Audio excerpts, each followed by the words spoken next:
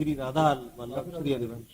गुरुदेव भगवान काम क्रोध लोभ मद मत्सर में सबसे पहले किस कामना की शमन करने की बात करते? भगवान श्री कृष्णचंद्र जी ने कहा है कि जो ज्ञानियों का भी परम शत्रु है यह काम है, क्योंकि क्रोध की उत्पत्ति काम से ही होती है। क्रोध की स्वयं सत्ता नहीं, कामा संजायते क्रोधा, काम से क्रोध की उत्पत्ति होती है। जब हमारी कामना में अपूर्ति होती है तो क्रोध का प्रादुर्भाव हो जाता है, और जब कामना की पूर्ति होती है तो लोभ का प्रादुर्भाव हो जाता है। ये दो दोष जो क्रोध और लोभ हैं ये काम से ही उत्पन्न होते हैं। और जो अहंकार है ये त्रिगुण माया का सृजन करता है, इसी से त्रिविध अहंकार प्रकट होता है। तो ये जो अहंकार है मूल सबका अहंकार है। जिस अहंकार से काम उत्पन्न होता है, देहाभिमान से ही काम उत्पन्न होता है, काम से ही क्रोध उत्पन्न होता है, काम की पूर्ति में लोभ उत्पन्न होता है, और ईर्ष्या या ज्ञान के कारण है।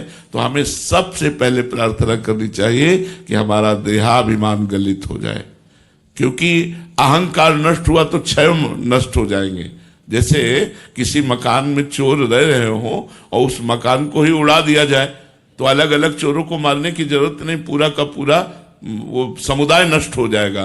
तो ये जो असत समुदाय है हमारे ऊपर प्रभाव डाल रहा है, ये काम क्रोध लोभ मोह मद मत्सर, ये देहाभिमान रूपी घर में रहते हैं।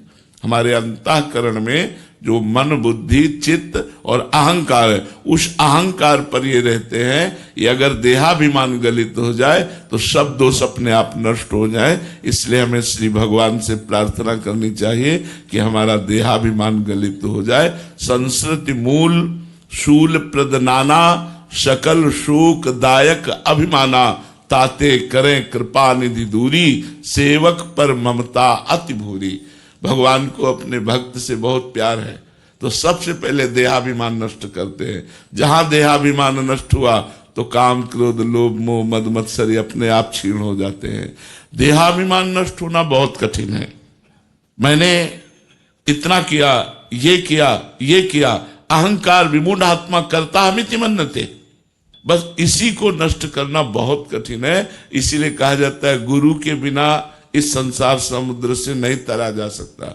क्योंकि जब हम गुरु की शरण में होते हैं और उनकी आज्ञा के अनुसार चलते हैं तो हमको लगता है गुरु कृपा से आज हमको गंगा नहाने को मिला, गुरु कृपा से आज हम तीर्थराज प्रयाग आए, गुरु कृपा से आज हम काशी गए, गुरु कृपा से आज हम वृंदावन आए। ये हमारे ऊपर गुरुदेव की कृपा है। जब वो कृपा को देखता है तब अहंकार नष्ट हो जाता है, और जब अहंकार होता है तो कृपा नहीं दिखाई देती।